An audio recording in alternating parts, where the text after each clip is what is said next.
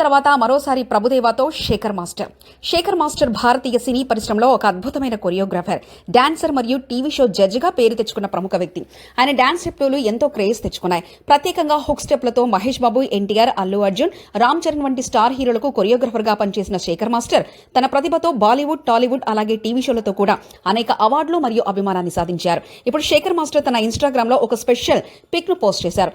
ఇందులో ఆయన భారతీయ Michael Jackson అని పిలువబడే ప్రభుదేవా మాస్టర్ తో కలిసి పనిచేస్తున్నారు. ఈ పోస్ట్ ద్వారా శేఖర్ మాస్టర్ తన అభిమానం మరియు ఆనందం వ్యక్తం చేశారు.